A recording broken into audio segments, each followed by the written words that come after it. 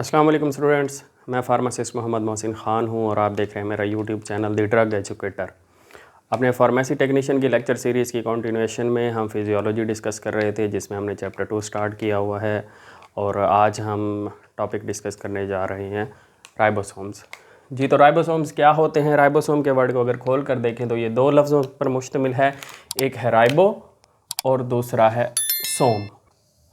तो जो राइबो का वर्ड है ये राइबो न्यूक्लिक एसिड से ड्राइव्ड है। राइबो न्यूक्लिक एसिड आरएनए को बोलते हैं, आप लोग जानते हैं, आरएनए से पहले वाकिफ़ हैं। दूसरा वर्ड है सोम, ये सोमा से निकला हुआ है। सोमा का मतलब होता है बॉडी। तो ऐसी बॉडीज़ जिनके अंदर आरएनए होता है ये राइबोसोम्स कहलाते हैं। डेफिनेशन की बात कर लें तो tiny granular structures found inside the cytoplasm are known as ribosomes. Cytoplasm या सेल के अंदर पाए जाते हैं और बहुत छोटे होते हैं, बहुत ज़्यादा छोटे, और ग्रैन्यूल्स की तरह के होते हैं, दानेदार। तो ये जो है राइबोसोम्स कहलाते हैं। राइबोसोम्स जो है ये नॉन मेम्ब्रेनस ऑर्गेनेलीज हैं। इनके गिर्द कोई मेम्ब्रेन नहीं होती, कोई झिल्ली नहीं होती, और इसके अंदर आरएनए और प्रोटीन्स पाई जाती हैं।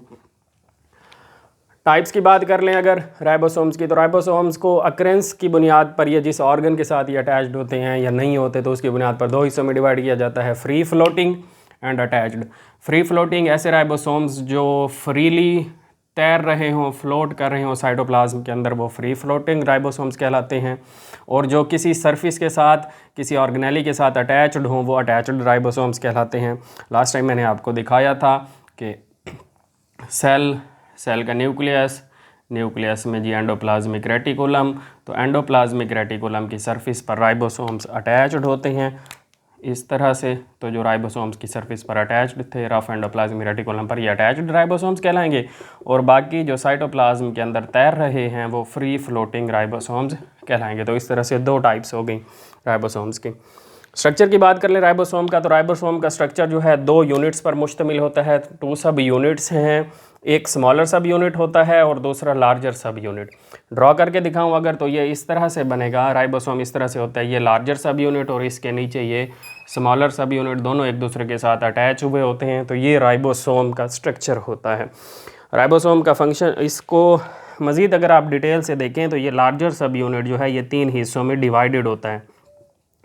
ये डिटेल्ड डिस्कशन है, आप बायोकेमिस्ट्री में ट्रांसलेशन जहाँ आपने पढ़ी होगी वहाँ आप इसको समझा होगा। तो ये राइबोसोम का ये लार्जर सब यूनिट हो गया और ये वाला स्मॉलर सब यूनिट। जी, फंक्शन की बात कर लेते हैं कि राइबोसोम कौन सा काम करते हैं। तो राइबोसोम्स जो हैं ये प्रोटीन सिंथेसिस करवाते हैं, इसे प्रोटीन फैक्ट्री या फैक्ट्री ऑफ प्रोटीन भी कहा जाता है। राइबोसोम्स किस तरह से प्रोटीन सिंथेसाइज करवाते हैं? राइबोसोम्स जो है, अगर हम बेसिक प्रोसेस को जानने की कोशिश करें तो जो एक सेल है उसके अंदर सारे फंक्शंस न्यूक्लियस कंट्रोल कर रहा होता है और न्यूक्लियस के अंदर डीएनए है जो तमाम फंक्शंस को कंट्रोल करता है। तो डीएनए जो है सेल का, डीएनए से बनता है मैसेंजर आरएनए। इस प्रोसेस को हम बोलते होते हैं ट्रांसक्रिप्शन। और फिर मैसेंजर आरएनए जो है ये न्यूक्लियस से बाहर, यहाँ न्यूक्लियस के अंदर मैसेंजर आरएनए बनता है। ये इस तरह से मैसेंजर आरएनए यहाँ से ट्रैवल करता है, राइबोसोम्स की तरफ आता है और राइबोसोम्स में इसकी ट्रांसलेशन होती है और इससे बनती है प्रोटीन्स। तो प्रोटीन्स की सिंथेसिस का ये वाला प्रोसेस जो है ये ट्रांसलेशन कहलाता है। मैसेंजर आरएनए से प्रोटीन्स बनाना, इस स्टेप को हम ट्रांसलेशन बोलते हैं। तो ये ट्रांसलेशन में इन्वॉल्व है या प्रोटीन सिंथेसिस में। ये पहला स्टेप ट्रांसक्रिप्शन कहलाता है, ये जो है न्यूक्लियस के अंदर होती है और ये न्यूक्लियोलस जो है ट्रांसक्रिप्शन करवाता है।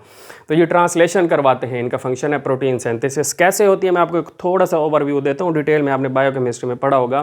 प्रोटीन सिंथेसिस में इन्वॉल्व्ड हैं ये लार्जर सब यूनिट और स्मॉलर सब यूनिट, दोनों अटैच होते हैं और साथ में मैसेंजर आरएनए को ये ट्रांसलेट करते जाते हैं। मैसेंजर आरएनए की दी गई इन्फॉर्मेशन को राइबोसोम, ये मैसेंजर आरएनए ऐसे मूव करता रहता है और इसकी इन्फॉर्मेशन के मुताबिक यहाँ प्रोटीन बनाता रहता है। तो ह्यूमंस के अंदर भी इसी तरह से प्रोटीन्स बनती हैं, राइबोसोम्स बनाते हैं।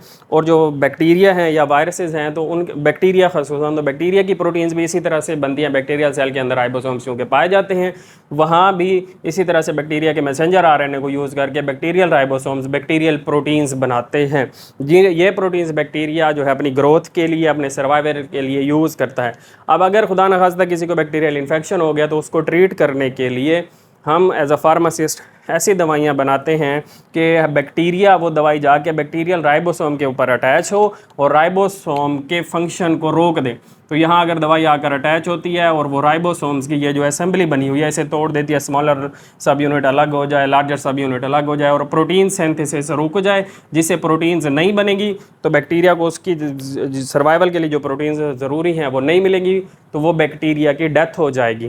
तो प्रोटीन सिंथेसिस इसमें डेथ तो मैं डायरेक्ट नहीं कहूँगा, प्रोटीन ऐसी ड्रग्स जो ये प्रोटीन रोकती हैं उन्हें हम प्रोटीन सिंथेसिस इनहिबिटर बोलते होते हैं, और ये प्रोटीन सिंथेसिस इनहिबिटर्स जो हैं ये बैक्टीरिया की ग्रोथ को रोक देती हैं, बैक्टीरिया की सेल डिवीजन को रोक देती हैं, जिसकी वजह से बैक्टीरिया जो है तो वो डिवाइड होकर अपनी तादाद में बढ़ नहीं पाते। और फिर साथ में कुछ दवाइयों का इफेक्ट ऐसा होता है कि वो ग्रोथ रोकने के साथ साथ, प्रोटीन सिंथेसिस रोकने के साथ साथ बैक्टीरिया को किल भी करते हैं। आपके पास जो आजकल आप बहुत ज़्यादा यूज़ कर रहे हैं ये गले के इन्फेक्शन को यूज़ करने के ट्रीट करने के लिए एजिथ्रोमाइसिन, जो एजिटमा के नाम से, एजोमैक्स के नाम से, मैक्रोलाइड क्लास की जितनी भी ड्रग्स हैं वो सारी की सारी इसी तरह से बैक्टीरिया की प्रोटीन सिंथेसिस को रोकते हैं। तो ये था जी फंक्शन बैक्टीरिया का, राइबोसोम का। उम्मीद है आपको ये वीडियो पसंद आई होगी। अगर आप लोगों को पसंद आई है तो लाजमी तौर पर अपने दोस्तों के साथ शेयर करें, लाइक करें, सब्सक्राइब करें मेरे चैनल को। मिलते हैं अपनी अगली वीडियो के साथ, तब तक अपना ख्याल रखिएगा। अल्लाह हाफिज़।